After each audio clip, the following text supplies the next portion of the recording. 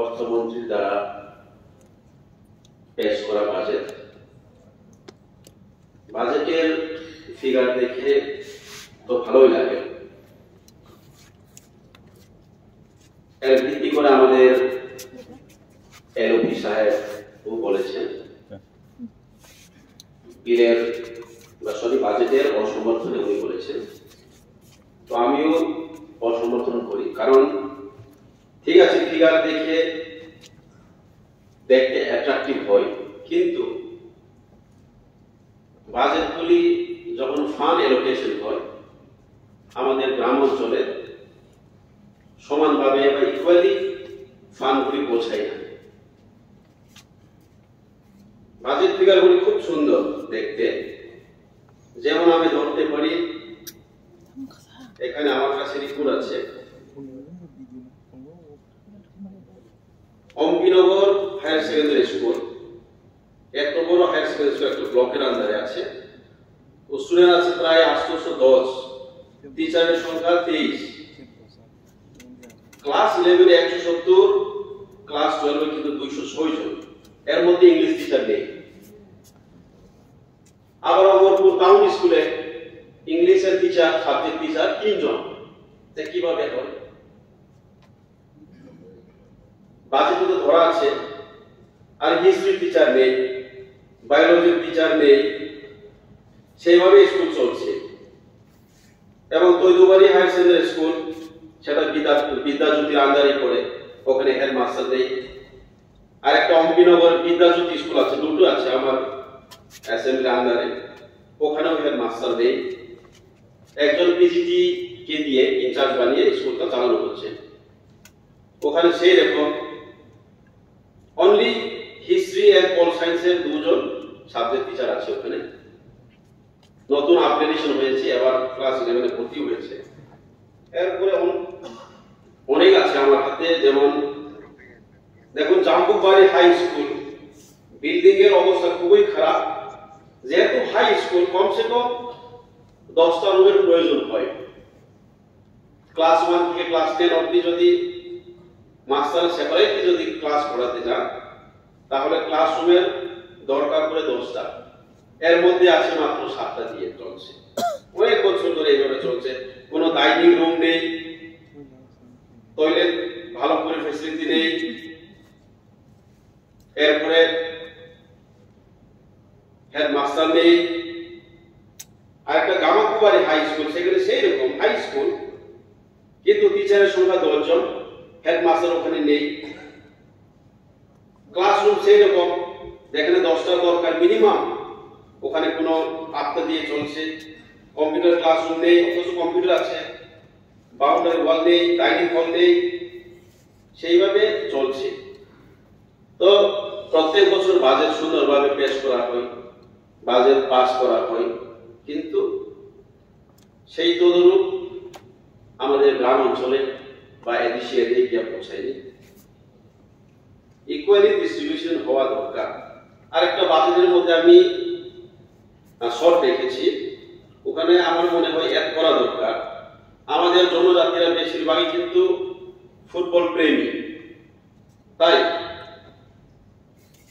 ত্রিপুরাতে বোধহয় sports school একটাই আছে। আমার অম্বিনগর কনস্টিটুয়েন্সিতে ফুটবল প্রেমী, national league player, state league player না হলেও 300-400 জন হবে। তো আপাতত আমার অনুরোধ থাকবে মাননীয় দপ্তরের মন্ত্রীর কাছে, কোনো একটা স্পোর্টস স্কুল বা হাই স্কুলের ব্যবস্থা যদি করে দেন, তাহলে ফুটবল প্রেমীরা সুবিধা হবে। যেখানে আমাদের লক্ষ্য দেখা যায় ড্রাগস এডিক্টেড পার্সেন্ট কিন্তু আমাদের জনজাতির মধ্যেই দেখা যায়। ওটাও যদি কোনো একটা স্পোর্টস স্কুল হয়, ড্রাগস থেকে মুক্তি পাবে। আর ওখান থেকে আমাদের প্লেয়ার্সরা যদি সবল হয়ে ওঠেন, তাহলে বিভিন্ন পুলিশ চাকরি, সেন্ট্রাল চাকরিতে কিন্তু ওনারা যোগ দিতে পারবে, আমাদের ছেলে মেয়েরা, এবং গুড হেলথ থাকবে। এখানে আরেকটি বিষয় এসে পড়েছে, সেই রকম তৈরি পিএইচডিতে মাত্র দুইজন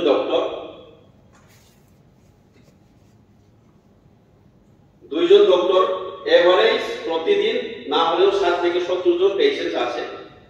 ওনারা দুজন দিয়ে কিভাবে ওনারা কন্ট্রোল করছেন ওনারাই বুঝেন, ডাক্তার মশাইরা বুঝেন। তো সেখানে একটা দরকার, ওনারা ঘর বাড়ি ভাড়া থেকে ওনারা কিন্তু ওখানে চলাফেরা করেন, হসপিটালে আছেন, ওখানে কোনো একটা কোয়ার্টারের ব্যবস্থা নেই। ওনারা বারবার রিকোয়েস্ট করছেন, রিকুইজিশন দিচ্ছেন, এরপরে কোনো পাত্তা নেই।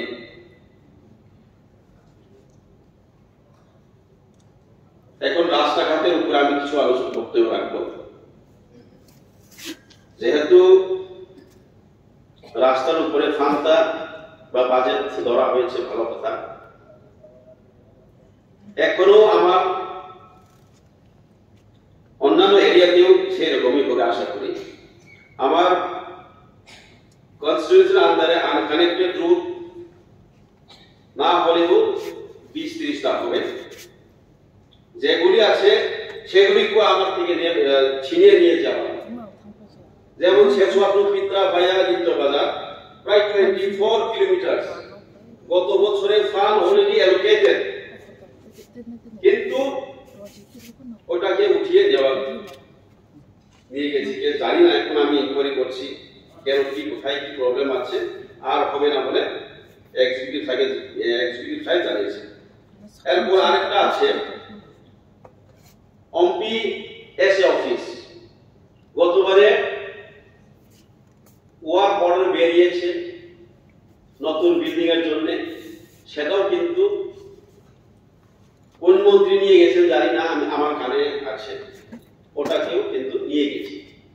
তো আমার কাছে অম্পি নগরের উন্নয়নের জন্য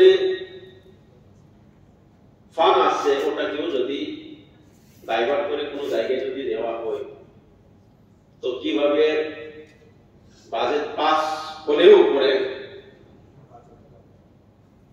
সেটাকে সমর্থন করতে পারি না, কারণ আমরা কিন্তু সুযোগ সুবিধা পাচ্ছি না। স্পেশালি ওয়ার্ক অর্ডার অলরেডি হয়ে গেছে, ওটাকে নিয়ে গেছি অন্য জায়গায়। যেহেতু বলছেন, আমি যেহেতু কৃষি মন্ত্রী, এরকম হয়ে থাকলে আপনার যদি এরকম হয়ে হওয়ার কথা, আমাকে এক্সিকিউটিভ সাহেব আমাকে জানিয়ে তাও বাজেটের তবু সমর্থন,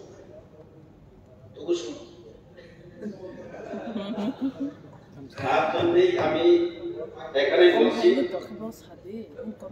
এবং আরো এখানে এসে পড়েছে, যেমন সেন্ট্রাল যতগুলি স্কিম স্পন্সর আছে, এনবিসিসি রুটগুলি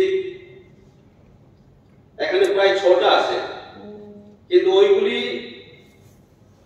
সঠিকভাবে এনবিসিসিরা কিন্তু ঠিকভাবে কাজ করছে না, সেটা সবারই জানা।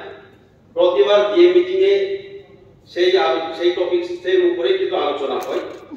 ওনারা কোন সময়ে এসে কাজটা করে যান, হাফ করে আর্ধেক মাঠে কাজ করে চলে যান, সেটাও কিন্তু কোয়ালিটির বিষয়ে খুবই প্রশ্ন উঠে গেছে। প্রায় আমার এখানে 6টা রয়েছে, জাস্ট নেম চেক, অম্পিত রামনপাড়া অনেক প্রায় 6টার মতো আছে। তো এইভাবে একটা ব্লকে ফান্ডিং ভালো পরিমাণ বা সাফিসিয়েন্ট কোয়ান্টিটি যাবে, আর একটা ব্লকে ডিপ্রাইভ হয়ে থাকবে, অথচ অ্যাসপিরেশনাল ব্লক অম্পিনগর। তো সেই ক্ষেত্রে মাননীয় আমাদের মুখ্যমন্ত্রীর নিকট আমার অনুরোধ থাকবে যেন ভবিষ্যতে সমানভাবে দেখা হয়। যেহেতু উনি এখন গার্জেন হিসাবে আছেন, উনি দেখবেন, সেটাই আমার অনুরোধ। এরপরে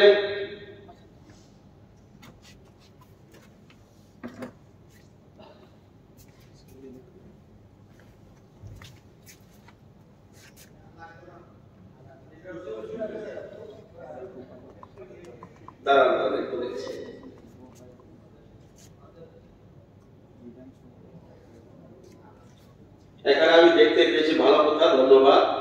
অম্পিতে আরো 6টি নতুন প্রাথমিক স্বাস্থ্য কেন্দ্র ভবনের উদ্বোধন করা হয়েছে, ভালো কথা, এবং ভবিষ্যতে আশা করছি হবে।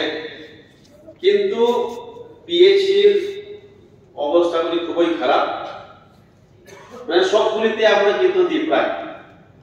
তো যার জন্য প্রসঙ্গক্রমে কথা চলে আসছে আমাদের ভাবিতা সেইখানেই যে গ্রেটার টিপ্রাল্যান্ড বা সেপারেট স্টেট পাইলে পরে হয়তো আমাদের জনজাতিরা পার্মানেন্ট সলিউশন হবে বলে আশা করি।